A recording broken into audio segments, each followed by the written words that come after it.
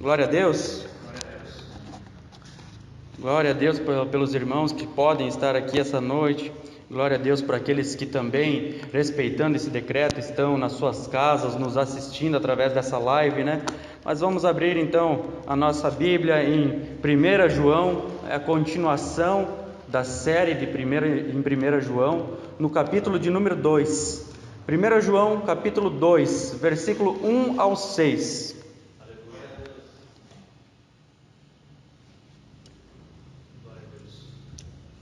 Glória a Deus. 1 João capítulo 2, versículo de número 1 ao versículo de número 6. Assim diz a palavra do Senhor: Meus filhinhos, escrevo-lhes essas coisas para que vocês não pequem. Se porém alguém pecar, temos um intercessor junto ao Pai, Jesus Cristo, o justo. Ele é a propiciação pelos nossos pecados, e não somente pelos nossos, mas também pelos pecados de todo o mundo. Sabemos que o conhecemos, se obedecemos os seus mandamentos. Aquele que diz, eu o conheço, mas não obedece aos seus mandamentos, é mentiroso, e a verdade não está nele. Mas se alguém obedece a sua palavra, nele verdadeiramente o amor de Deus está aperfeiçoado. Desta forma sabemos que estamos nele. Aquele que afirma que permanece nele, deve andar como ele andou. Glória a Deus.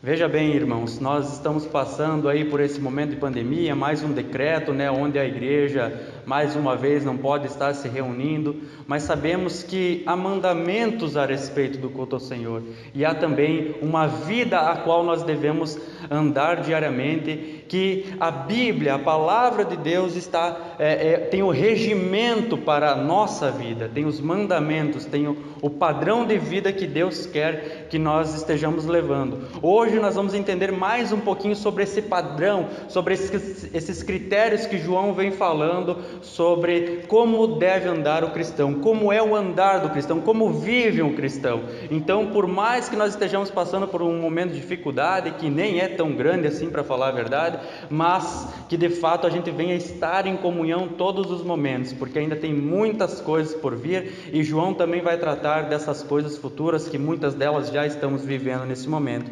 Vocês que estão acompanhando desde o começo essa exposição sabem que de fato o autor aqui, João, o apóstolo, ele não se identifica nessa carta.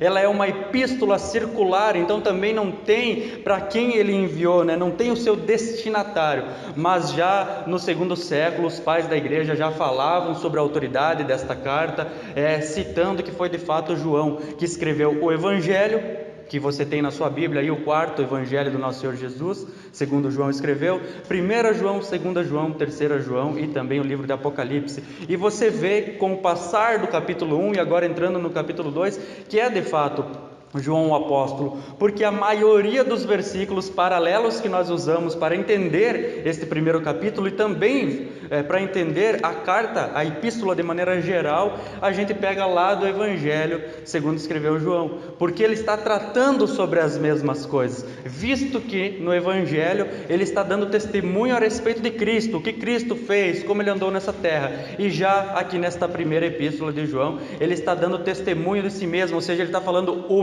meu testemunho a respeito de Jesus é verdadeiro. E foi isso que nós vimos então, essa luta de João desde o primeiro capítulo para estar defendendo a fé, sendo um apologeta, mostrando para a igreja quem eram os verdadeiros e quem eram os falsos. Já desde o primeiro versículo você vê que João está lutando ao que vem a se tornar mais adiante no século II o gnosticismo, ou seja, era o começo ali, o proto-gnosticismo, essas pessoas que diziam que conheciam a Deus, mas diziam que podiam viver de qualquer maneira, e a gente pode identificar que estas pessoas ainda estão hoje com esses mesmos argumentos, ou seja, a heresia mudou de nome, de roupagem, mas continuam as mesmas desculpas daqueles que não conhecem o Senhor, não andam com o Senhor e nunca talvez tiveram um encontro com o Senhor. Já no primeiro versículo então do capítulo 1 nós entendemos que Deus se manifestou, que Jesus veio em carne, que João ele viu, ele ouviu, ele esteve presente, ele esteve próximo próximo. Ele diz até que as mãos dele apalparam, então que não era só um espírito, como o gnosticismo falava,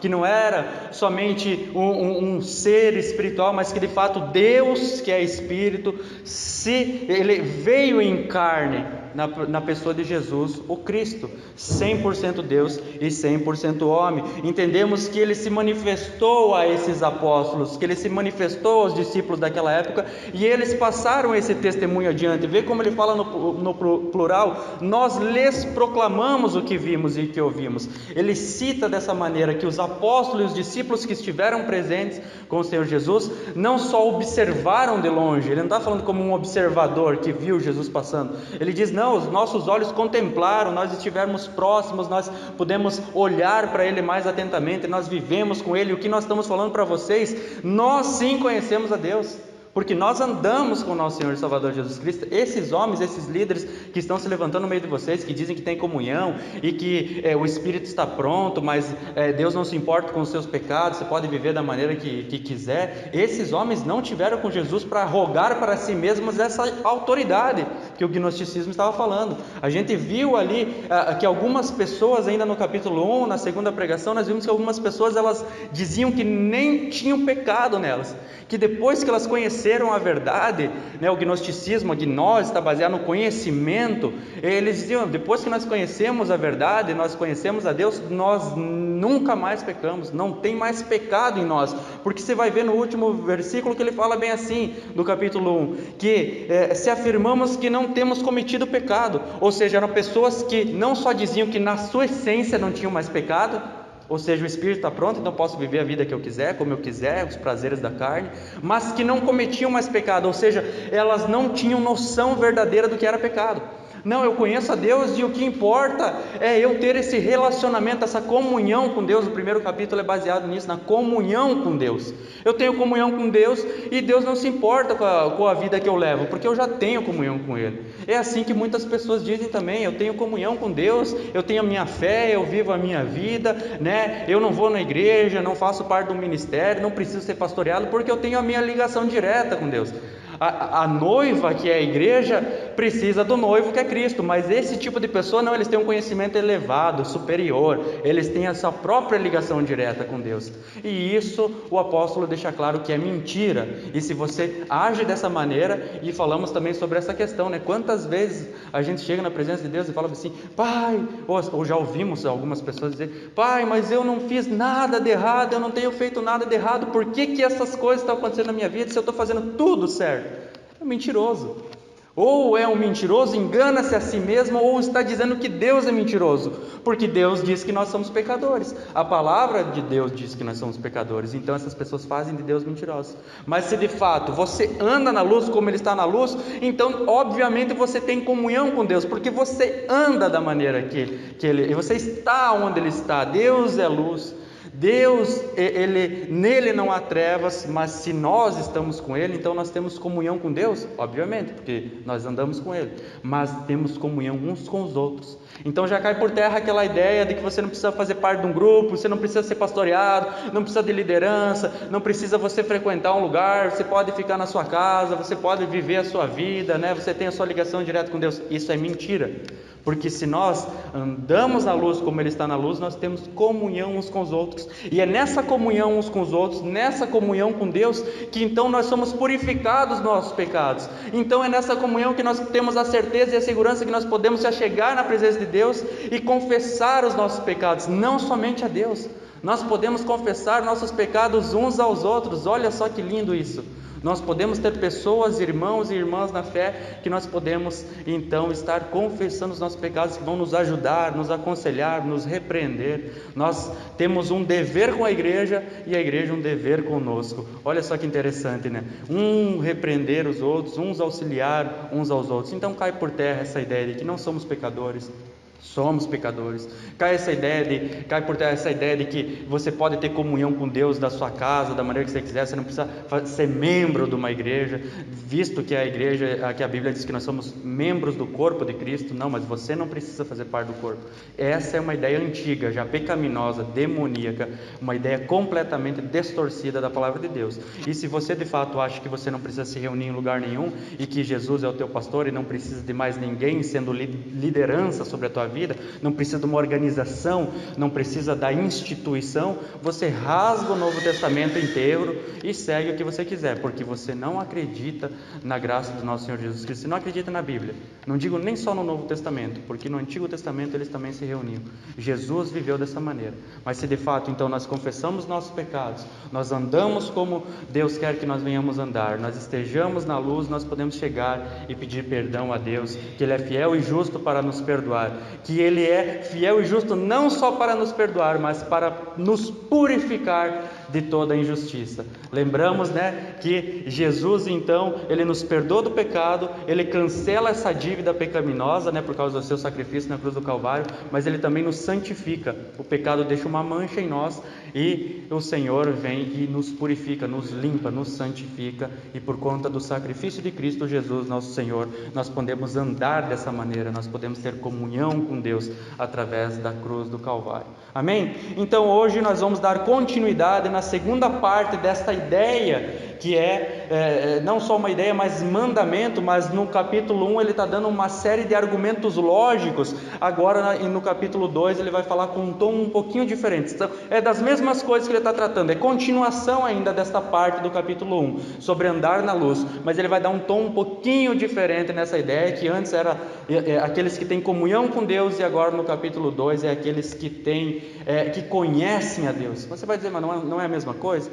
É quase a mesma coisa, mas tem alguns pontos a mais aqui que você vai entender. Então veja que interessante, João agora no capítulo 2, ele vai nos dar essa segurança daqueles que são e daqueles que não são. Ele vem ainda continuando esse argumento. Você vai poder identificar se você conhece a Deus, e você vai poder identificar se as pessoas que te cercam, as pessoas que estão chegando na igreja, as pessoas que você conversa durante o dia, que dizem que creem em Cristo, se realmente elas conhecem a Deus, e que de fato essa segurança de que somos pecadores, que ninguém pode dizer que não tem pecado.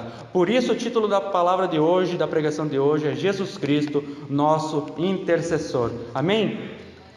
Então vocês que estão aqui, os irmãos que estão em casa, sigam comigo desde o capítulo 2, versículo 1, para que a gente tenha um entendimento ponto a ponto, trecho a trecho, assim como os apóstolos também ensinaram naquela época. Glória a Deus!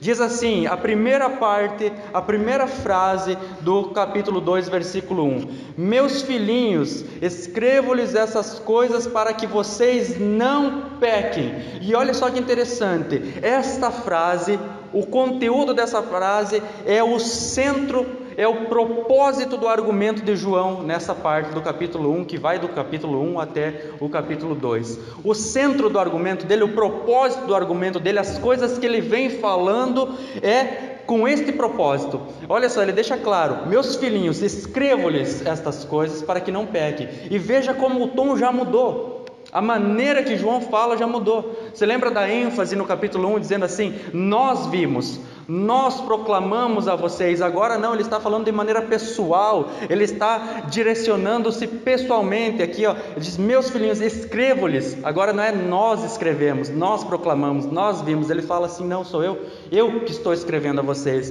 E quando ele chama esses irmãos, essas igrejas, assim como tem nos chamado hoje, porque essas cartas estão hoje aí, graças a Deus, pela misericórdia dele, nós podemos estudar e ter esse conhecimento, dá a entender que ele é alguém próximo a essas pessoas, porque a função do apóstolo também naquela época era uma função pastoral, uma função de supervisão, mas não só de uma igreja, mas de várias igrejas.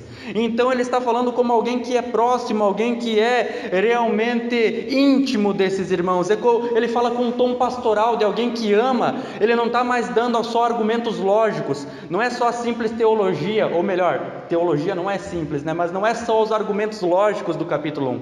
Ele dá uma série de argumentos lógicos no capítulo 1, mas agora ele diz assim, ó, mas eu não sou só um professor, vou dar esse exemplo, eu não sou só um professor que está ensinando vocês a debater, defender a fé e ver se vocês vivem na fé, se vocês andam dessa maneira. Não, eu falo como alguém que ama vocês. Meus filhinhos, eu falo como alguém que está próximo de vocês, que quer o bem de vocês. Veja que no capítulo 1 ele falou bem assim, que ele diz assim, para que a minha alegria, para que a nossa alegria seja completa. Ou seja, quando essas igrejas, quando os irmãos estão vivendo uma vida em comunhão com Deus, a liderança se alegra, assim como João está falando assim, meus filhinhos, eu escrevo essas coisas. E quais são essas coisas? São as coisas que ele disse do versículo 6 ao versículo 10 do capítulo 1, que eu quero que você acompanhe comigo. Vamos relembrar elas rapidamente. Ele diz assim, se afirmamos que temos comunhão com Ele, mas andamos nas trevas, mentimos e não praticamos a verdade. Se porém andamos na luz, como Ele está na luz, temos comunhão uns com os outros, e o sangue de Jesus, seu Filho, nos purifica de todo pecado. Se afirmamos que estamos sem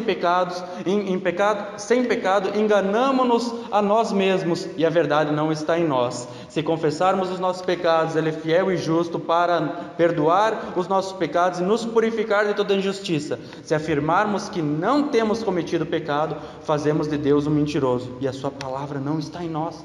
Veja que interessante, ele diz então no primeiro versículo, na continuação do capítulo 2, ele diz, meus filhinhos, escrevo-lhes essas coisas para que vocês não pequem. O propósito de João escrever essas coisas no capítulo 1 é assim, ó, vocês têm conteúdo, vocês têm teologia, vocês têm conhecimento o suficiente para abster-se do pecado.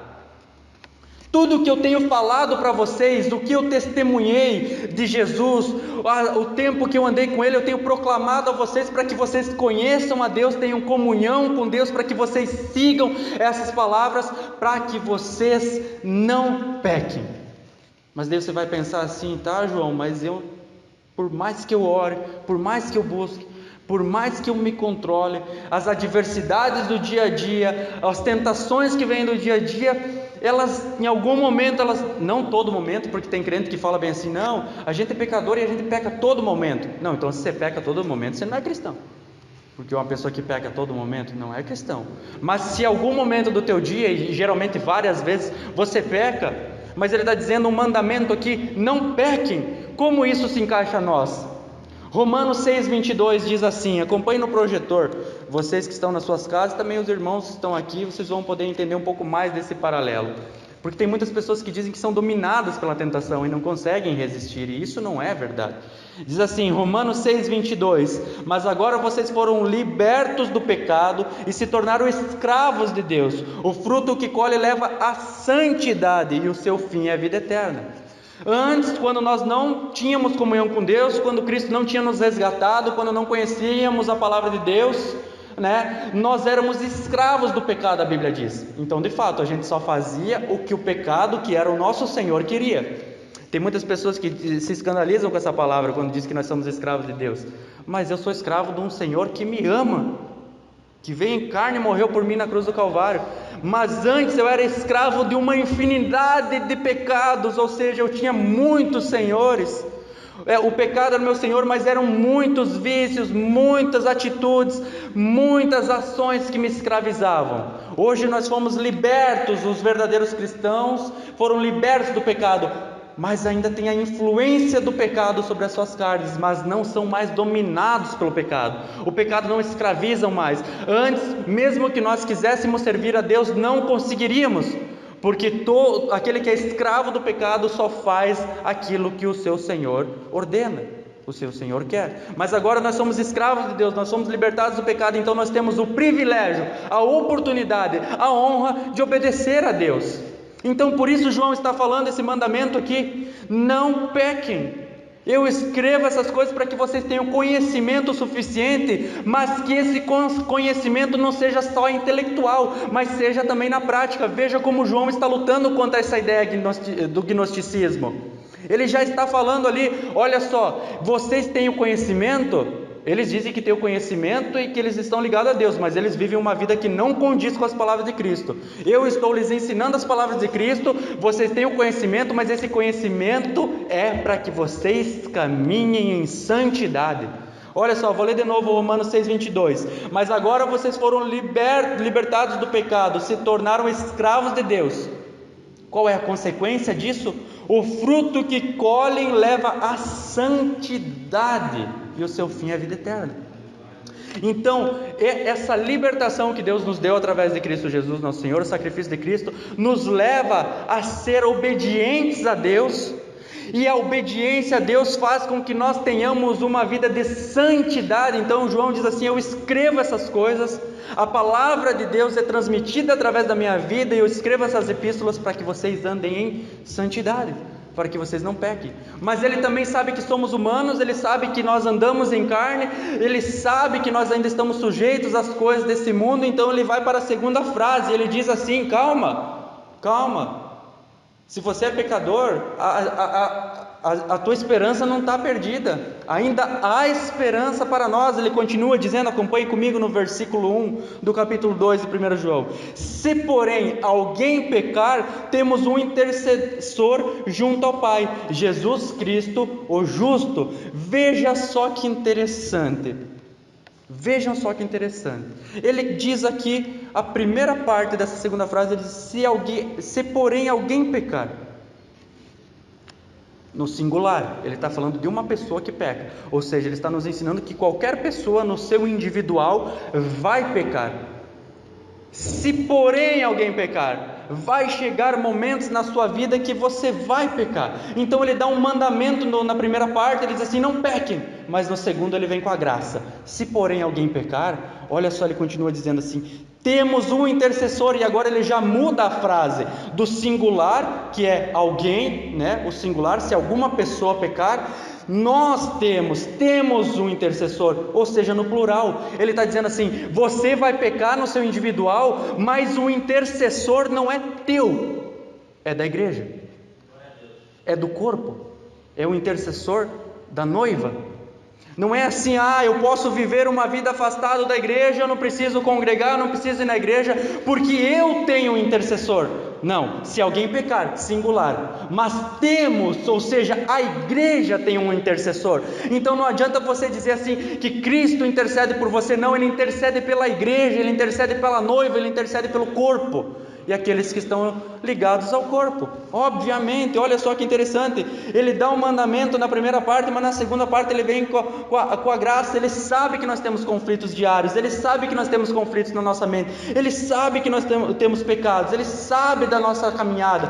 João é um humano igual nós, ele não é um super espiritual. Estas palavras, não pequem, esse mandamento é para todos, e andar em comunhão com Deus também é para todos. Então nós podemos viver dessa maneira. Mas se porventura, se acaso, alguém de nós pecar no nosso individual, saiba que nós, reunidos como igreja, nós vivendo uma vida de igreja, nós temos um intercessor. E a palavra intercessor aqui do grego é paráclitos, que é a mesma palavra quando Jesus fala lá em João 14, no versículo 16 e 17, ele diz assim: e eu pedirei ao Pai, e ele lhes dará outro conselheiro, ou em alguma tradução, consolador. É paráclitos também, a mesma palavra grega. Veja, essa palavra, ela uma coisa que eu tenho que explicar para vocês aqui, eu vou repetir algumas vezes se for necessário aqui: não é o significado da palavra que dita o contexto, mas é o contexto que dita o significado da palavra. Tem muitas pessoas que estudam o grego ali, só uma palavra,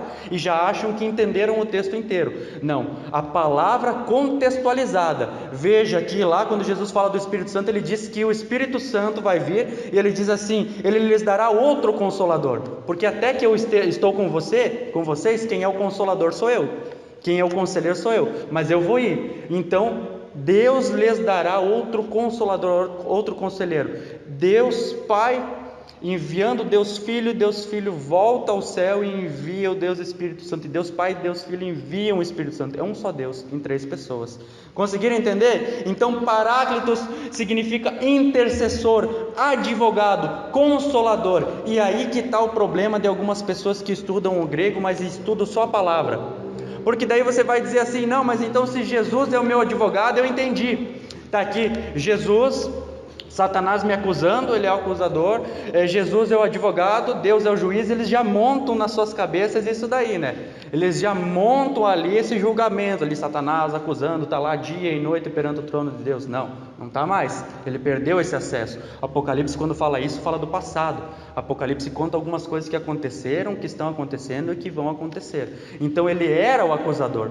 Mas lembre que Jesus falou: vi Satanás cair do céu como um relâmpago. Ele não está mais na presença de Deus. Você vê que em Jó, Satanás se achega à presença de Deus. Então ele podia nos acusar, mas agora com o sacrifício de Cristo, Satanás não pode mais fazer dessa maneira. Então veja bem, quando a palavra Paráclitos é traduzida como advogado, nosso intercessor, não é o advogado como nos dias de hoje, alguém que você paga, contrata para te defender, porque tem muitas pessoas que acham dessa maneira. Não, se eu fazer o certo, se eu obedecer, se eu seguir os 10 passos da campanha, se eu seguir a pulseirinha não sei do que, se eu orar tantas horas por dia, se eu jejuar tantas horas por dia, se eu ler a Bíblia tantas horas por dia, e começa a criar um padrão na sua vida, pensando assim: se eu agir dessa maneira, Jesus vai estar me defendendo lá, ou seja, eu estou pagando para Jesus ser o meu advogado. Não, a ideia na época de advogado, porque não tinha esse termo, era usado, era um termo jurídico, né? Mas não era alguém que era contratado, era um amigo seu que você podia levar no dia do teu julgamento, se você tivesse uma causa perante o imperador,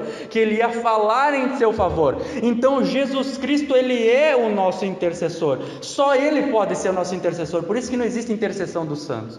Pedro está intercedendo, Maria está intercedendo, ela é a intercessora, medianeira, advogada. Não, Jesus Cristo é o único justo, ele que viveu em carne, ele que é o ungido de Deus, ele que é justo, nos ensinou essa maneira de viver, e ele é o único que pode chegar à presença de Deus e falar em nosso favor. Ele é o único. Então veja bem, qual que é a diferença de aqui, Paráclitos, para quando ele fala do Espírito Santo? O Espírito Santo vai estar aí com vocês, intercedendo por vocês, e eu vou estar junto ao Pai, intercedendo por vocês. O Espírito Santo está conosco, intercedendo por nós, mas Jesus está perante o trono de Deus, intercedendo por nós. Ele é o único que advoga a nosso favor, ele é o único intercessor, é o único que pode de fato estar na presença de Deus, intercedendo por nós. Porque João vai explicar por que somente Jesus, porque ele pode ser o nosso intercessor, e é no versículo 2, acompanhem comigo o versículo 2.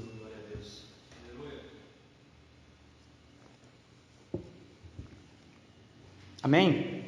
Glória a Deus. Diz assim no versículo 2, acompanhe comigo. A primeira parte diz assim: ele é a propiciação pelos nossos pecados. E aqui está um ponto fundamental da salvação, da doutrina de salvação, a soteriologia, se você estuda um pouco. A doutrina de salvação, a propiciação é um ponto central para você entender o que Cristo fez na cruz do Calvário. Quem é Jesus? Quem é o nosso Jesus Cristo, o justo? Ele quem? Jesus Cristo é o justo, é a propiciação. A palavra propiciação significa um sacrifício, mas não simplesmente um sacrifício. Ou seja, Jesus está falando aqui, ou melhor, João está falando, Jesus Cristo é o advogado, Jesus Cristo intercede por vocês perante o Pai. É como se estivesse no julgamento, Jesus está intercedendo por nós, mas ele não é só o advogado, ele é o sacrifício no templo feito em favor de nós. A primeira parte está dando ali um exemplo de um advogado num tribunal. O segundo versículo está dizendo aqui de alguém que é o sacrifício no templo. Ou seja, a propiciação significa aplacar a ira de Deus. Quem fez o curso de Romanos, quem está fazendo o curso de Romanos, você lembra lá do capítulo 3, né? Sobre a propiciação. Jesus Cristo serviu como propiciação. Ele aplacou a ira de Deus. Veja bem, Deus, para ser justo e justificador daqueles que creem, ele sendo justo, ele tem que castigar o pecado, certo? Ele sendo justo, ele tem que castigar o pecado. Ele é justo. Ele não pode deixar o pecado passar sem ser condenado, sem haver castigo. Mas então, para se tornar justificador daqueles que creem, lá em Romanos capítulo 3, versículo 21 em diante até o 28, diz assim, sigam comigo, Romanos 3, 21 até o 28 diz assim: mas agora se manifestou uma justiça que provém de Deus, independente da lei, da qual testemunham a lei e os profetas. Ele continua dizendo: justiça de Deus mediante a fé em Jesus Cristo para todos os que creem. Não há distinção, pois todos pecaram e estão destituídos da glória de Deus. Veja só que interessante nesses primeiros 3 versículos de Romanos capítulo 3, 21, 22 e 23. Ele diz assim, que agora se manifestou uma justiça. Agora Deus propôs esse plano dele. Agora Deus mostrou, manifestou a maneira de salvação, de justificação. Ele continua dizendo: sendo justificados gratuitamente por sua graça, por meio da redenção que há em Cristo Jesus. Deus ofereceu como sacrifício para propiciação mediante a fé, pelo seu sangue, demonstrando a sua justiça. Em sua tolerância havia deixado impunes os pecados anteriormente cometidos, mas no presente demonstrou a sua justiça a fim de ser justo e justificador daquele que tem fé em Jesus. Onde está então o motivo de vanglória? É excluído. Baseado em que princípio? Na obediência à lei? Não, mas o princípio da fé, pois sustentamos que o homem é justificado pela fé, independente da obediência à lei. Veja que interessante. Então Deus, para se tornar justificador, porque Ele é o juiz, Ele precisava oferecer a si mesmo um sacrifício, porque não há sacrifício, não há obediência à lei, não há obra que o homem possa fazer, para se achegar a Deus. Não há uma maneira que o homem possa se achegar a Deus. Então Deus propôs aos homens, propôs à humanidade este sacrifício: eu entregarei o meu filho unigênito para sacrifício, para aplacar a minha ira. E aí a gente consegue entender por que do sacrifício de Cristo, por que não poderia ser de outra maneira, por que Cristo tinha que morrer. Deus não podia só perdoar os nossos pecados. Se Deus é amor, Ele não podia só, se ele pode todas as coisas, Ele não podia simplesmente ter nos perdoado. Ou melhor, por que algumas pessoas vão para o inferno? Deus não podia salvar todas. Deus pode tudo, Deus tem todo o poder, mas Ele não pode algumas coisas. Ele tem todo o poder na sua criação, mas Ele não pode ir contra Ele mesmo. Ele é justo, então nele não há pecado, não há injustiça. Ele é luz, nele não há treva. Está entendendo? Deus, Ele pode todas as coisas na sua criação, mas Ele sendo justo, Ele tem que castigar o pecado, porque é um dos atributos de Deus, a justiça. Mas então Deus quer salvar alguns do meio dos pecadores, e Ele se torna justificador. Então Ele oferece a si mesmo um sacrifício para aplacar a sua ira, porque Deus sim, Deus também é ira.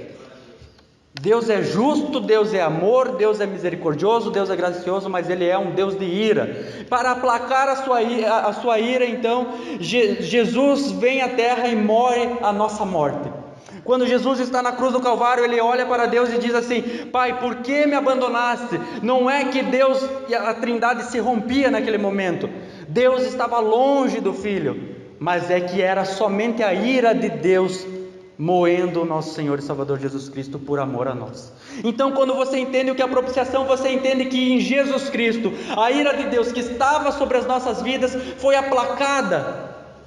A ira de Deus veio toda sobre o nosso Senhor Jesus Cristo. Ou seja, com a morte de Cristo, toda a remoção da culpa, isso se chama expiação.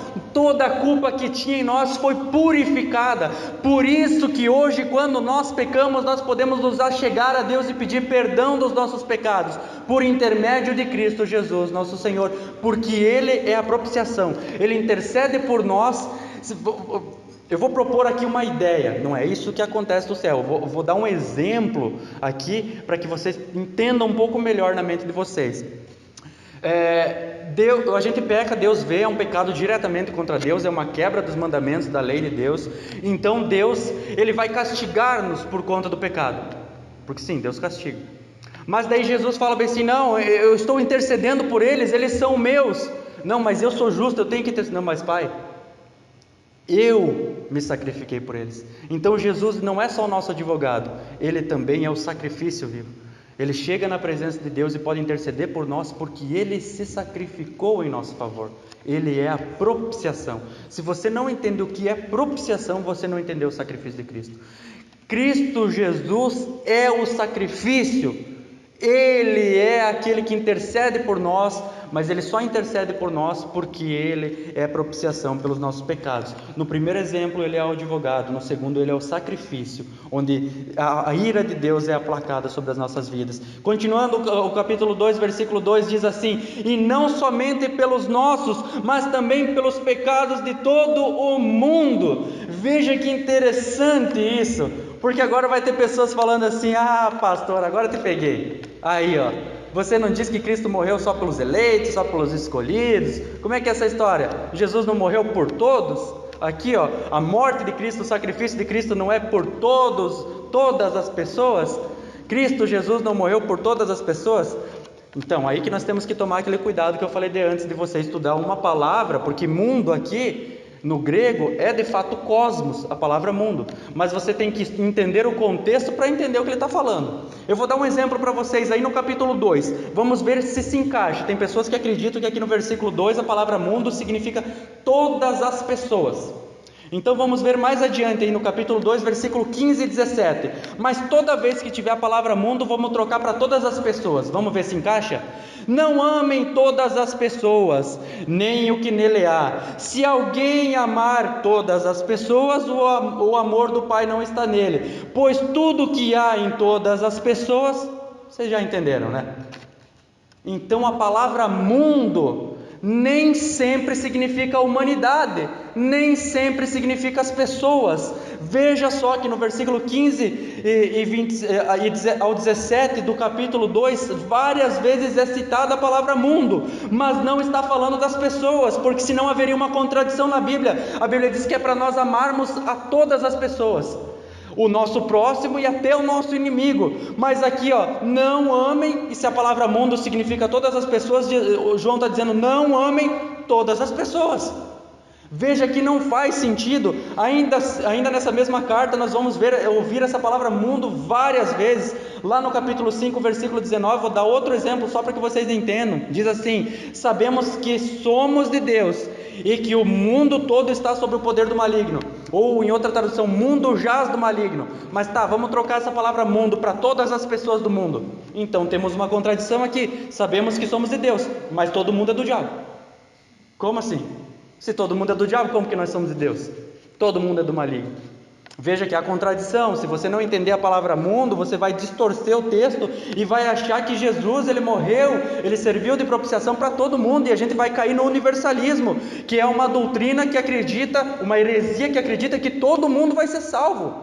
E isso não é verdade. Existe um inferno. O inferno foi preparado para Satanás e seus demônios e para aqueles que não serão salvos, pecadores e infiéis que rejeitaram a salvação. Então tem muitas pessoas que acreditam que Jesus sim, morreu por todos os pecados do mundo, mas quando você aceita Jesus, então agora esse sacrifício se torna parte da sua vida. O outro rejeita, então Jesus morreu por ele, mas ele não quis. Isso também eu não consigo acreditar, apesar de existir pessoas que acreditam nisso, eu não consigo acreditar, porque senão eu teria que acreditar no duplo castigo. Veja bem, Jesus pagou o preço, foi castigado pelo pecado de todas as pessoas do mundo. Deus já castigou, né? A ira de Deus foi aplacada. Mas daí a pessoa não aceita Jesus, e ela vai ser mandada para o inferno para ser castigada pelo quê? Pelos seus pecados. Mas Cristo já não tinha sido castigado pelos pecados dessa pessoa? Então, se Cristo foi castigado, foi morto pelo pecado de todas as pessoas do mundo, e essa pessoa vai ser mandada para o inferno e vai ali sofrer o castigo pelos seus pecados, é duplo castigo. E isso a Bíblia não diz, não existe na palavra, de que Cristo foi castigado pelos meus pecados, e se eu não aceitar eu vou para o inferno e vou ser castigado pelos meus pecados, que Cristo já foi castigado. É uma ideia de louco. É uma ideia que não se encontra nas Escrituras, tá, pastor? Mas então como é que eu entendo esse texto? Ele está dizendo aqui, João está dizendo assim, não é só por vocês dessa igreja, mas existem salvos no mundo todo. O sacrifício de Cristo não alcançou só vocês, mas alcançou pessoas do mundo inteiro. Olha só, eu vou ler de novo para que você entenda. E não somente pelos nossos, eu e vocês, igreja. Eu estou falando para vocês estão aqui na minha frente e vocês estão em casa. Cristo morreu pelos nossos pecados. Daí você pensa assim, tá, mas o da igreja ali, da outra congregação, Cristo não morreu por eles? Não, mas ele morreu pelos pecados de todos eles também. Há pessoas do mundo todo, de todas as partes do mundo, ou seja, o sacrifício de Cristo alcança a pessoa de todas as nações. Ele tem poder suficiente para salvar todo mundo, aí sim, todas as pessoas do mundo. Mas a morte de Cristo não foi sem propósito. Cristo Jesus morreu, entregou sua vida para salvar aqueles que o Pai deu a Ele, aqueles que são as suas ovelhas. E eu nem vou citar todos os versículos, porque se vocês não entenderem isso, peguem lá a exposição lá no canal do ministério, no YouTube, lá na exposição de 2 Pedro, vai lá para as pregações do capítulo 2, que eu vou citar muitos mais que 10 versículos, vou citar uns 20 versículos de textos, explicando que Jesus morreu pelos eleitos, morreu pelos escolhidos, morreu pelas suas ovelhas. Mas para você dizer que eu não citei nenhum aqui, eu vou citar então João, no capítulo 10, no versículo 11, que diz assim, lá o evangelho de João, não 1 João, lá em João, diz assim: eu sou o bom pastor dá a vida pelas suas ovelhas. Cristo Jesus morreu pelas suas ovelhas. Tá, mas todas as pessoas do mundo não podem ser ovelhas de Cristo, mas umas são as ovelhas negras e rejeitaram? Não, vamos mais adiante, versículo 25 ao 28, Jesus respondeu, lá em João no capítulo 10, versículo 25 ao 28, diz assim: Jesus respondeu: eu já lhes disse, mas vocês não creem. As obras que eu realizo em nome de meu Pai falam por mim, mas vocês não creem porque não são minhas ovelhas.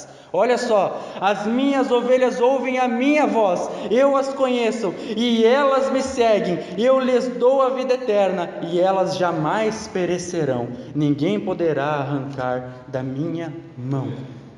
Ficou claro? Não só pelos nossos, não só pelos meus pecados, e vocês que estão me assistindo e os irmãos que estão aqui, mas pelos pecados dos outros ministérios, das outras congregações do mundo todo, por ovelhas de Deus, escolhidas por Deus antes da fundação do mundo todo. Então o sacrifício de Jesus Cristo, ele salva a pessoa de todas as nações, de todas as raças, de todas as partes do mundo, e não toda a pessoa do mundo, todo o indivíduo do mundo. Cristo morreu por todo o indivíduo do mundo, e daí, se ele aceitar Jesus, então agora ele é salvo. Veja que a fé é dom de Deus, você só acredita porque Deus derrama um dom sobre a tua vida. Não é o eu aceito Jesus, é Deus que me aceita, é Deus que me aceitou, é Deus que me escolheu. Jesus mesmo fala isso. Se você ler o capítulo 17 de João, você vai ver quantas vezes Jesus está falando: eu oro por aqueles que o Senhor me deu. Não é pelo mundo. Aí sim ele está falando de todas as pessoas. Não é pelo mundo, mas é por aqueles que o Pai me deste. Então não é a palavra mundo que vai dar o significado, mas é o contexto da onde essa palavra está inserida que vai dizer o significado dela. Isso nós temos no português, eu já citei para vocês. Ponto. Que ponto que eu estou falando? Ponto do ônibus, ponto no serviço, um ponto num jogo de futebol, marcou um ponto, ou um ponto no final de uma frase. Então é ponto, mas o que vai dar o significado desse ponto, dessa palavra? O contexto que ela estava inserida. Eu estava esperando no ponto de ônibus, eu terminei a frase com um ponto. Eu estava em um jogo eu estava jogando e marquei um ponto. Veja que é o contexto que nos dá o significado. Assim também na Bíblia, a palavra mundo é dado o significado dela pelo contexto. Ele continua então, mais adiante aí. Sabemos que versículo 3. Só um pouquinho, me perdi aqui. E não somente pelos nossos pecados, mas também pelos pecados de todo mundo. Ou seja, a expiação é limitada, a salvação é só para aqueles que ele escolheu. Mas aí muitas pessoas vão dizer assim: tá, beleza, se no primeiro versículo diz assim, não pequem, mas se pecar eu tenho um intercessor, né? Eu tenho esse advogado, que ele é a propiciação pelos nossos pecados, e não só pelos nossos pecados, os pecados do mundo todo. Se a pessoa que acha que Jesus já pagou pelos pecados de todo mundo, ela vai pensar assim, como muitos pensam: tá, se a salvação é pela graça, eu não preciso fazer nada, eu sou pecador, mas eu não preciso fazer nada para se salvar. Vai vir aquele questionamento: tá, mas então eu posso fazer o que eu quiser? Eu posso agir da maneira que eu quiser? Se eu sou salvo pela graça, e se eu pecar, é só pedir perdão que está tudo certo, eu sou salvo, eu estou salvo perante Deus. Se eu não tenho participação nenhuma da salvação, eu posso agir da maneira que eu quiser, depois só me ajoelho e peço perdão? É assim? Não peque, Mas se vocês pecarem, peçam perdão e está tudo certo. Porque Jesus já pagou pelos pecados do mundo inteiro. Então qualquer pessoa pode chegar e pedir perdão e está tudo certo. Não é bem por aí. O texto continua. Entramos no versículo 3 agora. Ele diz assim, 1 João capítulo 2, versículo 3. João está nos expondo quem são os verdadeiros cristãos. Ele diz assim: sabemos que o conhecemos. Lembra que no capítulo 1 ele dava a ideia daqueles que andam na luz têm comunhão com Deus. Aqueles que andam na luz têm comunhão com os irmãos. No capítulo 1 ele dá esse argumento de comunhão. Se você é um verdadeiro cristão, anda como Cristo andou, segue os mandamentos, ou melhor, se você anda na luz, você tem comunhão. Agora no capítulo 2 a ideia não é só comunhão, mas é conhecer a Deus. No capítulo 1, se nós temos comunhão com Deus, nós temos comunhão com os irmãos.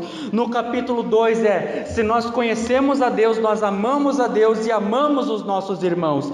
Então, aquele que no capítulo 1 renuncia os pecados, confessa os seus pecados para andar com Deus, agora no capítulo 2 é aquele que obedece a Deus. Ele diz assim: se sabemos que conhecemos a Deus, qual é a maneira de nós sabermos que conhecemos a Deus? Se obedecemos aos seus mandamentos.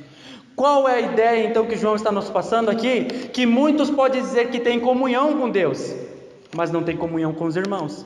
No capítulo 1, e agora ele diz assim: muitos vão dizer que conhecem a Deus. Sim, eu conheço Jesus, eu creio em Jesus, mas não obedecem os mandamentos. No capítulo 2, versículo 1, ele começa nos dizendo assim: não pequem. Eu escrevi essas coisas para vocês não pecarem. No capítulo 1 ele escreve para que você saiba que você pode abster-se do pecado, que você pode se afastar do pecado, mas que se você pecar, no capítulo 2 você tem alguém que te perdoa, mas que se você realmente conhece a Deus, se você realmente conhece Jesus, você obedece os mandamentos. Não é ser perfeito, não é que você nunca pecou, porque ele já disse que nós vamos pecar, em algum momento nós vamos cair, mas que a igreja tem um advogado, tem um intercessor, mas a característica daquele que é um verdadeiro cristão é obedecer os mandamentos do Senhor.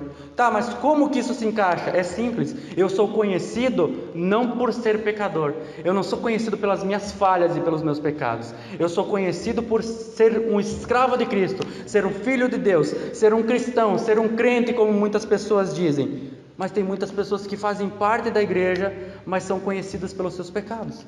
Você já não ouviu falar? O pastor que é ladrão, o pastor que traiu a mulher, e se tu vender para crente não vai te pagar. Como que essa pessoa pode dizer que conhece a Deus se não obedece os mandamentos? Muitas pessoas hoje têm esse pensamento do gnosticismo do século II, que foi combatido pelos apóstolos, mas que adentrou os séculos e até milênios, e ainda há hoje pessoas que elas pensam assim: tá, eu conheço a Deus, e o que importa é eu conhecer a Deus, o que importa é o conhecimento. Então eu conheço a Deus, mas Deus não se importa com o meu pecado. Deus me ama. Ele não se importa com a minha vida diariamente, porque Ele me ama. O que importa é eu ter comunhão com Ele, o que importa é eu conhecer a Deus, e eu conheço a Deus. Então não importa as práticas que eu tenho diariamente, essa ideia ainda existe.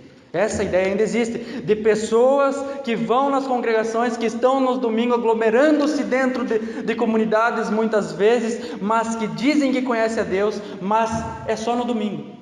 Essa comunhão é só no domingo, esse conhecimento de Deus é só no domingo, porque durante a semana, ou melhor, quando saem do culto no domingo, já agem de qualquer maneira, porque acham que estar em comunhão é só no culto, acham que reverenciar a Deus, obedecer a Deus é só no momento de culto, depois podem viver a vida da maneira que quiserem. Não, aqueles que verdadeiramente conhecem a Deus são aqueles que obedecem.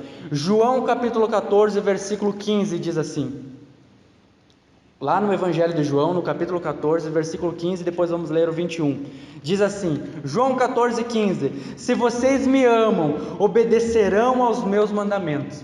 Ou seja, conhecer a Deus é obedecer os mandamentos, e amar a Deus é obedecer os mandamentos. Versículo 21, quem tem os meus mandamentos e lhes obedece, esse é o que me ama. Aquele que me ama será amado por meu Pai, e eu também o amarei e me revelarei a ele.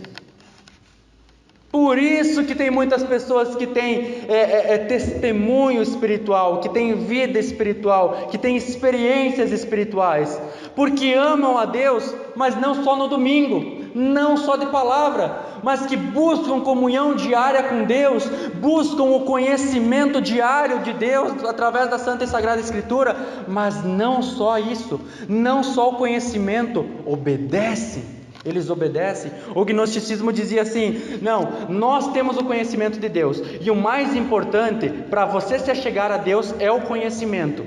É o conhecimento. Se você não conhece, você não tem como se achegar a Ele. Não importa como você vive diariamente, o que importa é você conhecer a Deus. Tem muitas pessoas que também pensam assim hoje. Há teólogos, grandes estudiosos da palavra que têm essa ideia, porque agora nós conhecemos a Deus. Agora que nos ensinaram a palavra, agora que eu faço estudo bíblico, agora que eu faço curso de Romanos, agora que eu passei pelo discipulado, agora que eu comprei comentários bíblicos, agora que eu assisto Augusto Nicodemos, agora que eu assisto Paulo Júnior, agora que eu conheci a fé reformada, agora sim eu conheço a Deus. E continua vivendo a sua vida como um demônio, continua vivendo a sua vida lá fora como vivia antes. Então, que conhecimento de Deus é esse que não traz transformação? Que amor é esse a Deus que não traz obediência? Não conhece a Deus. É isso que o texto mais à frente vai dizer. Ou seja, você ter uma teologia correta leva à santidade. É isso. No capítulo 1 ele dá um monte de argumento lógico, é teologia pura, é conhecimento puro. Mas no capítulo 2 ele começa a dizer: mas se você não obedece tudo o que eu falei, se você não tem obediência a Deus, esse conhecimento é meramente intelectual, você não conhece a Deus, você não entendeu quem Deus é, você não entendeu o que Cristo fez na cruz do Calvário. Não, mas propiciação no grego significa isso e aquilo, não, mas a Paráclitos é consolador, eu entendo tudo isso daí, sim, mas você não vive. Quando a Bíblia diz conhecer a Deus, não é meramente intelectual, mas é experimental. Você conhece a Deus sim através da palavra, intelectualmente, você se aprofunda em conhecimento da palavra, você tem que estudar a palavra, mas o conhecer a Deus não é só estudo bíblico, não é só teologia, é andar praticando o que você conhece. Porque se a teologia que você faz não tem te levado à santidade, você não está aprendendo a Bíblia. Não é Deus que você conheceu. Você pode repetir que nem um papagaio que você escuta nas pregações, mas você não conhece a Deus. Você pode dizer para as pessoas que você sabe o significado da palavra comunhão. Sim, koinonia, a palavra comunhão vem do grego koinonia, que é ali você está próximo. Não, mas se você não anda em comunhão, se você não está em comunhão com os irmãos, estar em comunhão não é estar no mesmo lugar simplesmente, é ser íntimo, é ter responsabilidade. Se você diz que tem comunhão com Deus, mas você não tem responsabilidade com Ele, você não obedece os mandamentos dEle. Se você diz que conhece o Senhor, mas você não obedece o Senhor, versículo 4, siga comigo, capítulo 2, versículo 4 de 1 João diz assim: aquele que diz, eu conheço, mas não obedece os seus mandamentos, ou seja, já existiam pessoas naquela época que diziam, assim como hoje, que conhecem a Deus, que são seguidores do Senhor, que estão em comunhão com o Senhor, mas não seguiam a doutrina dos apóstolos. Eles diziam que tinham um conhecimento superior, era isso o gnosticismo. Nós temos um conhecimento superior que não foi revelado aos apóstolos, então nós não precisamos desse negócio de pastor, nos dias de hoje vocês falam. Então nós não precisamos de comunidade, nós não precisamos de instituição. A igreja de Cristo não é isso, na verdade. Você pode viver na sua casa, você não precisa se submeter a pastor, você não precisa ser pastoreado por ninguém. Agora é o livre acesso a Deus, nós somos livres. Cristo criou o caminho, nós somos livres, agora nós temos livre acesso a Deus. Não preciso seguir a doutrina dos apóstolos, mas lembra que a doutrina não é dos apóstolos, a doutrina é de Deus, dada através dos apóstolos. Mas essas pessoas dizem que conhecem a Deus, mas não obedecem à doutrina dos apóstolos, não obedecem os seus mandamentos. E o texto vai dizer assim em continuação: é mentiroso, a verdade não está nele. A verdade não está nele. Mas daí você vai dizer assim: mas naquele dia que eu me batizei, aquele dia que o pastor fez o apelo, eu fui lá para frente e eu orei e foi com sinceridade, Mas eu não estou duvidando da tua sinceridade, eu não estou duvidando daquele dia que foi algo real. Eu estou te perguntando: como você pode dizer que conhece a Deus se você não obedece? Eu não estou julgando se naquele dia a tua conversão foi verdadeira ou não. Eu estou questionando hoje. Hoje, se você tem comunhão com Deus, se você teve um impacto, um encontro com Deus, com a graça de Cristo, e Cristo te salvou, por qual motivo hoje você não é obediente a Deus? Há muitas pessoas que ficam confortáveis nas instituições religiosas dentro de igreja, e algumas que vão em lugares que nem igrejas são, que rogam para si mesmo: eu conheço a Deus, mas não conhecem os mandamentos do Senhor. Não sabe o que é igreja, não sabe o que é culto, não sabe o que é pastor, não sabe o que é ceia, não sabe o que é batismo, não sabe o que é andar na luz, e elas dizem que tem comunhão com Deus porque eu sou uma pessoa de oração. Me diz para quem você ora, se você não conhece através das escrituras o Deus que você tem. Então existem os dois pontos: aqueles que dizem que são teólogos, que têm um grande conhecimento, mas não obedecem, não conhecem a Deus, não tem comunhão com Deus. E aqueles que dizem que não precisam da doutrina dos apóstolos, que não precisam da Bíblia, que eles são pessoas de oração, de comunhão com Deus, e que eles conhecem a Deus, não pelas palavras, as letras mortas, porque a letra mata, mas o Espírito vivifica. É mentira. Quando Paulo fala lá aos Coríntios que a letra mata, ele está falando lá da lei. A lei veio para mostrar que nós merecemos morrer, mas o Espírito de Deus vivifica. A graça sempre existiu, do começo ao fim a salvação sempre foi pela graça, sempre foi pela graça. Então não existe esse negócio que não é para estudar, que a letra mata. Pelo contrário, como que o apóstolo Paulo, que era um dos caras mais estudiosos, que pede livro, que lê livros, que pede para os irmãos trazer livros para ele, o cara que foi até o terceiro céu, um cara que estava na presença de Deus, foi até o terceiro céu, ele diz de maneira até humilde ali, que teve grandes revelações, que curou pessoas, que ressuscitou mortos, que plantou igrejas. Como que ele, que está pedindo livros a Timóteo: tragam os meus livros, e principalmente aqueles de capa de couro, vai dizer que não é para estudar? Um dos caras que mais enfatiza o conhecimento de Deus, o estudo da palavra, a teologia, mas não é simplesmente a leitura e saber o grego e saber o hebraico. Conhecimento de Deus é viver o que você estuda, é viver o que você estuda. Então não estou julgando se a conversão foi verdadeira ou não, estou te pedindo hoje. É hoje que nós devemos nos analisar. Como que podemos rogar para nós mesmos que conhecemos a Deus se andamos nas trevas? Como podemos rogar que temos comunhão com Ele se andamos nas trevas? Como podemos dizer que conhecemos a Ele se continuamos vivendo uma vida de pecado? Se somos conhecidos lá fora pelas nossas falhas e os nossos pecados, não somos conhecidos pela glória de Deus que reflete através das nossas vidas. Mentiroso! A verdade não está nele, Cristo não está nessa pessoa, a presença do Espírito Santo não está nessa pessoa. Não está. Não está.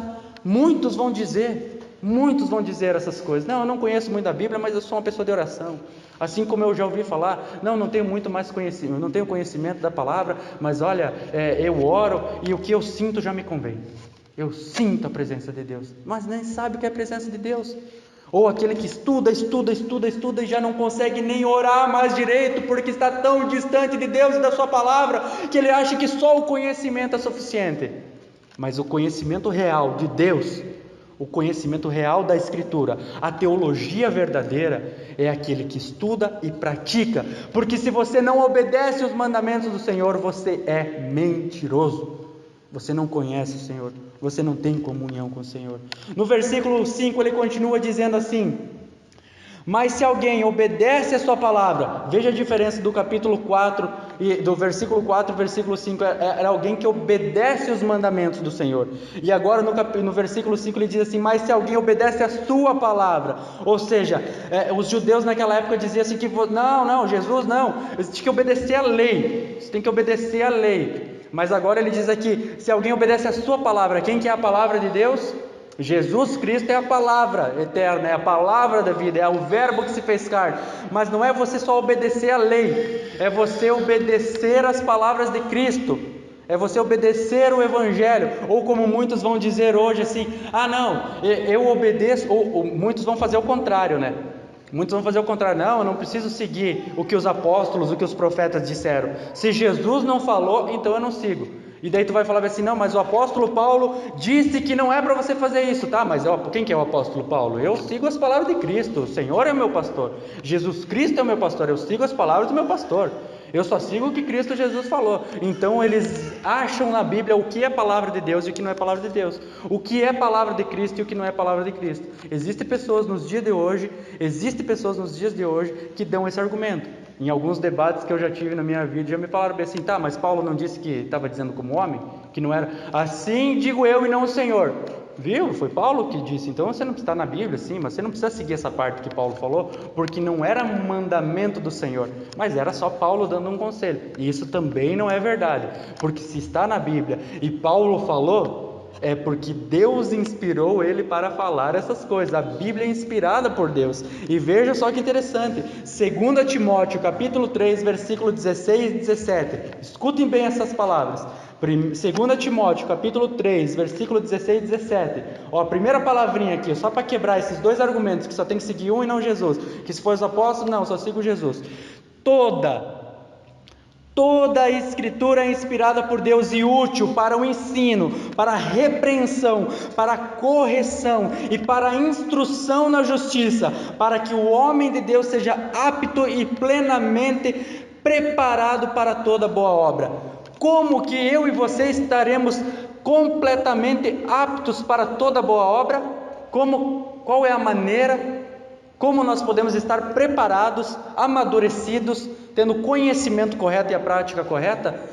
Estudando toda a Escritura, que é inspirada por Deus, que é útil para ensino, né? Você tem que estudar toda ela, é útil para repreender os irmãos, para a gente se repreender uns aos outros, para corrigir uns aos outros, para a instrução na justiça de Deus, né? Em algumas Bíblias vai estar ali exortar, que é você chamar para o lado, que é você andar junto com essa pessoa, você auxiliar, aconselhar essa pessoa, você estar servindo de apoio a essa pessoa. Toda a Escritura. Então por isso que João dá essa diferença do versículo 4 para o versículo 5, ele diz assim, você obedece os mandamentos, mas não só os mandamentos, você obedece a palavra, você obedece a Cristo, ou seja, a toda a Escritura. Não é obedecer lá, matar a pedrada do Velho Testamento, que a gente já sabe que isso se cumpriu em Cristo, lá os sacrifícios de animais. É que toda a Escritura é útil para o nosso ensino, é útil para o nosso dia a dia, é útil para que a gente venha dizer se realmente conhece a Deus. O Deus que a gente crê é o mesmo Deus de Abraão, Isaac e Jacó, é o mesmo Deus dos Hebreus, é o mesmo Deus de Moisés, é o mesmo Deus de Davi, de Salomão, de Jeremias, de Isaías, do profeta Abacuque, é o mesmo Deus de Jesus, do apóstolo Pedro, do apóstolo João, do apóstolo Paulo, é o mesmo Deus dos pais da igreja, dos pré-reformadores, dos reformadores, dos pós-reformadores, é o mesmo Deus com o passar dos séculos desde o começo. Esse é o mesmo Deus que você acredita, é a mesma doutrina. Então, de fato, é isso que você vive, é desta maneira que você tem que viver, da maneira que você conhece a Deus, da maneira que você aprendeu. E se você aprendeu e você conhece a Deus, você pratica. Então, se alguém obedece a palavra, ou seja, se alguém obedece a Cristo, ele continua dizendo ali, nele verdadeiramente o amor de Deus está aperfeiçoado. E aqui, mais uma vez, eu vou voltar para aquela falácia que pessoas dizem sobre o amor, pessoas que estudam a palavra amor e veem, a palavra amor aqui é a palavra agape, né? Então existem 4 palavras no grego ali, o amor de Deus, o amor entre homem e mulher, o amor de amigo e o amor de família. Existem essas 4 palavras, mas é o contexto que diz o significado da palavra, não simplesmente o estudo da palavra, porque o amor ágape, por mais que muitas pessoas dizem que é o amor de Deus, não é o amor de Deus. Porque nós também temos que amar incondicionalmente. Sim, Deus nos ama incondicionalmente, mas eu também devo amar os outros, os meus irmãos, incondicionalmente, sem condições. Então não é um amor somente de Deus, é um amor também nosso. Nós devemos amar dessa maneira, incondicionalmente. Tá, mas como é que tu sabe que aqui está falando do amor de Deus? Porque o texto diz, nele verdadeiramente o amor de Deus está se referindo a Deus, mas não é porque a palavra grega é agape, mas é porque está falando aqui, se você obedece os mandamentos, se você obedece à palavra de Deus, essa é a característica de um verdadeiro cristão, de alguém que foi resgatado por Cristo, que agora através de Cristo tem comunhão com Deus, que através da teologia conhece a Deus, mas não só intelectualmente, mas prática, vive dessa maneira. Então esse amor de Deus que está nas nossas vidas, o amor que nós temos a Deus em obedecer os mandamentos, e o amor dele que está em nós, porque ele nos amou primeiro e nos ensinou a amar, então esse amor que permeia dentro do nosso ser, ele está nos aperfeiçoando. Ou a palavra diz aqui, verdadeiramente o amor de Deus está aperfeiçoado. Por que ele diz essas palavras? Verdadeiramente, por que ele usa essa palavra? Porque existiam pessoas que diziam que tinham o amor de Deus e amavam a Deus, mas não obedeciam às palavras de Cristo. Então, alguém que verdadeiramente obedece à palavra de Cristo, tem o amor de Deus e está aperfeiçoado. O gnóstico dizia que conhecia Deus, que tinha um conhecimento elevado do Senhor e tinha comunhão com Deus, mas não obedecia. Ou seja, Deus me ama e Ele entende o meu coração, Ele entende que eu sou pecador. Eu peco, eu vou em festa, eu bebo, eu me embriago, uma hora está namorando com um, uma hora está namorando com outro, o cara está namorando com uma hora com outra, não tem pudor na maneira de se vestir, não tem pudor na maneira de falar, não tem pudor na maneira de agir, não cumpre com as suas palavras, deve para as pessoas em volta, mas diz assim: não, mas eu conheço a Deus, e o que importa é conhecer a Deus, e Ele me ama, eu sei que Ele me ama, e Ele conhece o meu caminhar. Nunca vi um amor tão grande assim, como diz a música, como diz a heresia, né? Não, Deus me ama, e Ele conhece, Ele entende que eu sou pecador, Ele sabe que eu peco toda hora, todo dia, Ele sabe. Não é assim. Aquele que verdadeiramente conhece o Senhor, aquele que verdadeiramente tem o amor de Deus, aquele que verdadeiramente está em comunhão com o Senhor, está sendo aperfeiçoado no amor, está sendo aperfeiçoado por Deus. João 14:23 diz assim, você lembra que a gente comentou de antes sobre isso? Respondeu Jesus: se alguém me ama, guardará a minha palavra, meu Pai o amará, nós viremos a Ele e faremos nele morada. Mas se alguém me ama, se alguém me ama, guardará os meus mandamentos. Então qual que é a prova da comunhão com Deus? Abster-se do pecado, sabendo que quando pecamos temos um intercessor. E qual que é a prova do conhecimento de Deus? É andar em obediência, andar em santidade, sabendo que vamos cair e que temos esse intercessor, mas não é porque sabemos que somos perdoados que vamos viver uma vida de qualquer maneira. Essa não é a característica do cristão, essa não é a característica de alguém que tem comunhão com Deus. Como que alguém que tem comunhão e anda na luz vai andar nas trevas ao mesmo tempo? Aonde a luz não há trevas. Aonde a luz não há trevas. Como que alguém que diz que conhece a Deus e vive uma vida de qualquer maneira? Não, é mentiroso. Mas aquele que verdadeiramente obedece os mandamentos do Senhor, esse sim tem o amor de Deus, esse sim está sendo aperfeiçoado no amor de Deus. É algo contínuo, algo que começou lá no batismo. Aí sim, eu posso dizer para você, eu não estou duvidando da tua conversão, eu não estou duvidando da tua experiência com Deus, eu não estou duvidando disso, eu estou pedindo para você hoje, você se enquadra nisso? Você analisando a ti mesmo, porque sim, João escreve essas coisas para nós analisarmos os falsos profetas, os falsos irmãos, mas para que a gente analise a nós mesmos. Esses critérios são para serem empregados nas nossas vidas. Nós estamos sendo aperfeiçoados no amor? Aonde foi, irmãos, que vocês se esqueceram do que vocês tiveram com Deus? Muitos que não vivem mais como viviam no começo. Foi só uma emoção? Foi só algo que a igreja dizia que tinha que fazer assim, assim, assim, o pastor não fazia, você imitava assim como um que cria de verdade, que crê de verdade, e você submeteu o seu corpo à obediência dessas regras de maneira legalista, não por amor, não por comunhão, não por conhecimento de Deus, não por conhecer a Deus, mas só para seguir o padrão das pessoas que você andava junto. Eu não estou duvidando da sua conversão, eu estou pedindo e clamando a vocês, analisem a si mesmos, para ver se realmente vocês conhecem a Deus. Realmente todas as aulas de Romanos, aos irmãos que fazem o curso de Romanos, realmente toda a teologia, todo o comentário bíblico, toda a pregação que tem aqui, se vocês não absorveram simplesmente um conhecimento intelectual, mas quando saíram do culto ao Senhor, não praticaram em nada. Analise a si mesmo, analise se de fato você vive essa vida como Deus quer. Muitos dizem que conhecem a Deus, e que amam a Deus, e que têm o amor de Deus. Deus me ama, mas vivem uma vida de qualquer maneira, achando que amar a Deus, eu amo a Deus, eu tenho a minha fé, eu creio em Deus, eu sei que Ele me ama e que Ele me salvou. Deus conhece o meu coração. Mentira, mentira, você é pecador, você é mentiroso. Sim, a parte que Deus conhece teu coração é verdade. Por isso que Ele sabe, por isso que João pode dizer aqui que aqueles que não obedecem os mandamentos são mentirosos. Porque não existe esse negócio, mas você não pode julgar o meu coração, porque você não conhece o meu coração. Não é pelo coração que conhece uma pessoa. Jesus falou bem assim: pelos frutos conhecereis uma árvore. É pelos frutos, é pela obediência. Mas o verdadeiro conhecimento ao Senhor que leva à santidade. A verdadeira obediência ao Senhor que leva à santidade. E daí ele continua o mesmo texto dizendo assim, ainda no versículo 5, eu vou ler inteiro: mas se alguém obedece a sua palavra, ou seja, se alguém obedece a Cristo, nele verdadeiramente o amor de Deus está, ou o amor, ou em outra tradução pode ser que esteja escrito assim, está sendo aperfeiçoado. Dessa forma sabemos que estamos nele. Qual é a forma de saber que nós estamos em Deus? Qual é a forma de saber que de fato nós vivemos em Cristo, que nós somos templo do Espírito Santo? Como que você vai identificar alguém que está chegando?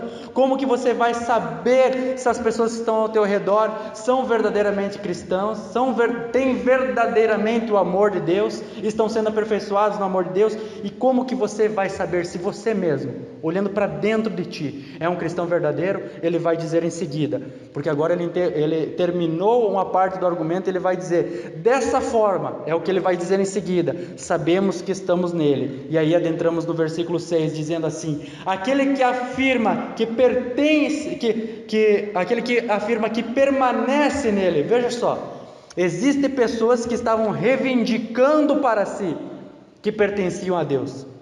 E agora João já tem explicado quais são essas pessoas que realmente têm comunhão com Deus e que realmente conhecem a Deus. Ou seja, se você reivindica para ti mesmo que permanece em Cristo: não, eu não me desviei, eu vou em todas as reuniões, não, quem se afastou do pai foi só o filho pródigo, o filho que ficou na casa não estava afastado do pai. Quando você vê a parábola do filho pródigo, você vê que o filho que estava ali junto com o pai não tinha comunhão com o pai, mesmo vivendo no mesmo lugar. Então, como que a gente vai saber identificar aquele que afirma que permanece nele? Como que nós vamos saber? Dessa forma sabemos que estamos nele. Aquele que afirma que permanece nele. Qual é a maneira? Como que nós temos certeza internamente, dentro de nós? Não é como é que as pessoas vão nos identificar. Agora é você e Deus, dentro de ti. Como que você sabe que está nele? Como que você sabe que permanece nele? Qual é a maneira que você vai julgar a si mesmo se você permanece nele? Romanos capítulo 5, versículo 5. Acompanhe no projetor. Romanos capítulo 5, versículo 5 e depois Romanos capítulo 8, versículo 16. Amém? Romanos capítulo 5, versículo 5 diz assim: e essa esperança não nos decepciona, porque Deus derramou o seu amor em nossos corações, por meio do Espírito Santo que Ele nos concedeu. Como que eu sei que sou amado por Deus? Como que eu sei que estou sendo aperfeiçoado no amor de Deus? Como eu sei que tenho comunhão, que eu conheço a Deus? O Espírito Santo que Deus derramou sobre as nossas vidas é a prova da salvação, é a prova daqueles que são salvos, é a prova interna daqueles que realmente conhecem a Deus e têm comunhão com Deus e são amados, estão sendo aperfeiçoados por Deus. E veja bem, Romanos capítulo 8, versículo 16 diz assim, Romanos capítulo 8, versículo 16 diz assim: o próprio Espírito testemunha ao nosso Espírito que somos filhos de Deus. Como que eu vou me analisar? Como que eu sei se sou um filho de Deus, se tenho comunhão com Deus? Se eu tenho verdadeiramente o Espírito Santo de Deus. Por mais que você caia, por mais que você peque, não que você viva uma vida de pecado, é diferente. Por mais que você caia, o cristão tem vida de alto e baixo. O cristão tem muitas vidas de altos e baixos, às vezes está bem, às vezes está mal, às vezes a gente cai, Deus está nos humilhando ali, usando para nos humilhar, não causando o pecado, mas Ele usa, já que você peca, Ele vai usar para te humilhar, para você não ser orgulhoso, para você se colocar no seu lugar na presença de Deus. Sim, nós vamos viver uma vida assim, mas dentro do teu coração, dentro da tua mente, dentro do espírito. Por mais que venham as acusações, por mais que as pessoas queiram se lembrar do teu passado, queiram falar do teu passado, ou até mesmo a tua carne queira se lembrar do teu passado, o Espírito Santo de Deus testemunha ao nosso espírito que somos filhos de Deus. E dentro de você, mesmo que você queira negar, mesmo que você queira negar que não está em Cristo, mesmo que você queira negar que não está em Deus, que não tem comunhão com Deus, que não conhece a Cristo, você não consegue, porque o Espírito Santo de Deus intercede por nós. Ele está ali testemunhando por nós. E é muito interessante isso, porque quando você peca, Satanás vai vir na sua mente e vai dizer assim, ó, pronto, viu quem você é? Você é pecador, você é sujo, você é podre, então você não tem coragem nem de se colocar na presença de Deus em oração, porque você diz assim, como que eu vou chegar na presença de Deus, sendo pecador e podre do jeito que eu sou? E Satanás vai falar para você, não tem mais jeito. Os demônios vão falar no seu ouvido, não tem mais jeito para você, você não tem mais salvação, não há mais perdão para ti, ó, Deus já perdoou outra vez, você está aqui de novo, não há mais perdão, não tem mais jeito. E o Espírito Santo vai vir para você e vai dizer assim quando você pecar, você é pecador, você é podre, você precisa de Jesus. Satanás vai dizer que não tem mais jeito. O Espírito Santo vai dizer, você é filho de Deus, você é irmão do nosso Senhor Jesus Cristo, você é filho do Pai Altíssimo, você pode chegar na presença dele e clamar em nome de Jesus o perdão dos seus pecados. Como então, irmãos? Como que eu sei? Dessa forma sabemos que estamos nele. Versículo 6, aquele que afirma que permanece nele, sabe dentro de si, porque de fato o Espírito Santo testemunha, testifica no seu coração. Mas não é só isso, não para por aqui, não é só o testemunho interno. Aquele que afirma que permanece nele, que permanece em Jesus, ele termina o texto dizendo, deve andar como ele andou. Então se o Espírito Santo se movimenta dentro de você, quando você escuta essas palavras, se o Espírito Santo age no teu coração e na tua mente, quando você escuta a Santa e Sagrada Escritura, quando o Espírito Santo toca o seu coração, manifesta dentro de ti, dizendo, eu sou filho de Deus, dizendo que você é amado pelo Pai, dizendo que há solução, que há perdão dos pecados. Não é só internamente que isso deve ser demonstrado na sua vida, você deve andar como Cristo andou. Então aquele que roga para si mesmo, que conhece a Deus, que tem comunhão com Deus, tem o dever, aquele que diz que é cristão, que tem a fé verdadeira, que Cristo pagou pelos seus pecados, que vai no culto, que vai na igreja, que faz parte do ministério, que é teólogo, pastor, apologeta, que faz parte do louvor, esse que diz que conhece a Deus, deve andar como Cristo andou, deve andar dessa maneira, deve agir dessa maneira. E como que você vai andar como Cristo andou se você nem conhece quem Ele é, se você nem estuda a sua palavra? Então é o conhecimento de Deus, é a teologia com a prática, é ser ouvinte e também praticante. João capítulo 13, versículo 13 ao 17 diz assim, João capítulo 13, versículo 13 ao 17 diz assim, vocês me chamam mestre e Senhor, e com razão, pois eu o sou.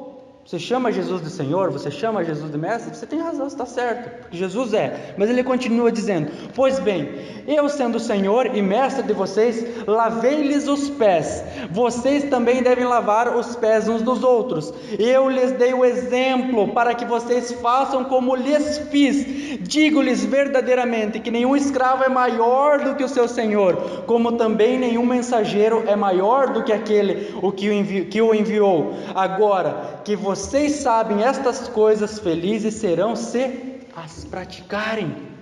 Então sabe como que Jesus andou? Jesus andou em obediência a Deus, servindo uns aos outros. Sabe como que você deve andar? Em obediência a Deus, servindo uns aos outros, não servindo a si mesmo, não buscando os prazeres da sua carne. A obra de Deus é mais importante que os seus sonhos. Não, você não pode servir a Deus da sua maneira. Se você conhece a Deus, se você tem comunhão com Deus, se você tem a teologia correta, você roga para si mesmo, saber quem Deus é, então você deve andar como Jesus andou nessa terra. Eu lhes dei o exemplo, Jesus falou, eu sendo Senhor, vocês sendo escravos, eu lavei os pés, e vocês que são meus escravos não são maiores do que eu, ele está dizendo. Nenhum escravo é maior que o seu Senhor, e nenhum mensageiro é maior do que aquele que o enviou, mas vocês serão felizes sabendo dessas coisas, só sabendo dessas coisas, só tendo um conhecimento intelectual? Não.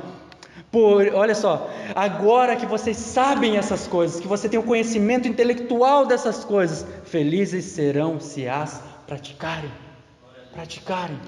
ouvir, buscar, conhecer a teologia verdadeira, a teologia, o conhecimento de Deus, a comunhão com Deus, o estudo da palavra, o estudo teológico, nos leva à santidade, nos leva a ter uma prática cristã verdadeira. 1 Pedro, capítulo 2, versículo 19 ao 21. 1 Pedro, capítulo 2, versículo 19 ao 21. Diz assim: porque é louvável que, por motivo de sua consciência para com Deus, alguém suporte a aflição sofrendo injustamente. Ou seja, se tu ser perseguido, se você ser caluniado, se você apanhar, é louvável a Deus, que por conta do teu amor a Deus e obediência a Deus, você não revida, você seja castigado. Ele continua dizendo: pois que vantagem há em suportar açoites recebidos por terem cometido mal? Ou seja, se você comete o mal, o que vem na tua vida é realmente o que tem que vir. Você não adianta dizer que você é o sofredor perante Deus, porque você pratica o mal. É aquele velho exemplo, né? Não, eu sou um mau funcionário, mas daí o patrão me manda embora e diz que o diabo se levantou contra você, que você está sendo perseguido. Não, você é um mau funcionário. Você diz que conhece a Deus, mas você anda de maneira contrária. Então que vantagem que há? Você sofrer consequência por ser mal. Mas se vocês suportam o sofrimento por terem feito o bem, isso é louvável diante de Deus. Para isso vocês foram chamados. É para suportar o sofrimento que nós somos chamados, irmãos. Para obedecer a Deus que nós somos chamados. Ele continua dizendo: pois também Cristo sofreu no lugar de vocês, deixando-lhes exemplo para que sigam os seus passos. Não é só no domingo, irmãos, é seguir diariamente os passos de Jesus, aquele que diz que permanece nele, que conhece ele, que tem comunhão com ele, deve andar como ele andou. Ele sofreu nessa terra. Quando ele foi caluniado, ele não revidou. Os debates e as discussões de Jesus era para defender a palavra de Deus, não era para defender a si mesmo. Quando ele foi atacado, ele ficou quieto. Você diz que é o Cristo? Tu que o dizes. Você vai ficar quieto? Você não sabe que eu tenho o poder de te libertar? Não. Você não tem poder nenhum se não foi dado do céu. Então é isso mesmo, seja feita a vontade de Deus. Mas agora, se você pratica o mal, você vai sofrer consequências. Vai ter consequências. Mas Jesus Cristo, ele veio e sofreu e suportou em nosso lugar. Então como que você pode dizer que não consegue fazer isso por Jesus Cristo? Não, aqueles que realmente conhecem a Deus andam como ele andou. Andar como Jesus andou é estar intensamente em comunhão com Deus. Andar como Jesus andou é estar intensamente em comunhão com os céus. Andar como Jesus andou é estar estudando e praticando a palavra profundamente. Estudos profundos da palavra de Deus e prática profunda da palavra de Deus. Isso que é andar como Cristo andou. Cristo andou em plena comunhão com Deus, em perfeita comunhão com Deus, em perfeita obediência a Deus. Então, se você conhece a Deus, se você verdadeiramente foi encontrado por Cristo, foi resgatado por Cristo, ande como ele andou, porque ele nos deixou o exemplo. Sim, irmãos, nós vamos pecar. Em algum momento do nosso dia a dia nós vamos cair, nós vamos pecar, mas não percam as esperanças. Se acheguem ajoelhados na presença de Deus, peçam perdão para o Senhor, confessem os seus pecados, porque nós temos um intercessor perante o Pai, aquele que é Jesus Cristo, ungido de Deus o justo, aquele que serviu de propiciação, de sacrifício pelos nossos pecados. Só Ele pode interceder por nós. Nele nós temos perdão dos nossos pecados. Ele é o nosso advogado, Ele é o nosso conselheiro, Ele é aquele que nos deu exemplo para que vivamos uma vida como Ele viveu. Se nós temos esse conhecimento teológico, agora que eu vou dizer como Jesus, agora que vocês sabem dessas coisas, serão felizes se vocês praticarem. Agora que vocês têm esse conhecimento, serão felizes se vocês obedecerem a Deus, obedecerem os seus mandamentos, obedecerem as palavras, não só nas reuniões, não só junto com os irmãos. Tem gente que tem temor ao irmão, não temor a Deus. O meu irmão não pode saber que eu sou pecador, mas Cristo está contigo diariamente. Deus vê todas as coisas que você faz. Seja sincero, transparente, busque obediência, se aconselhe com os irmãos, peça ajuda nos seus pecados. Nós somos uma igreja, uma família, uma comunhão de irmãos que estão ligados a Jesus Cristo e ao plano de Deus nessa terra, um plano celestial de salvação. Se você conhece a Deus, deve andar como Cristo andou. Se você conhece verdadeiramente o Senhor, você está sendo aperfeiçoado no amor de Deus. Deus está trabalhando no seu coração, trabalhando na sua vida. E eu posso finalizar com fé e com a certeza, assim como Paulo disse em Filipenses capítulo 1, versículo 6: estou convencido de que aquele que começou boa obra em vocês vai completá-la até o dia de Cristo Jesus nosso Senhor, e a Ele seja a honra e a glória para todos sempre. Amém.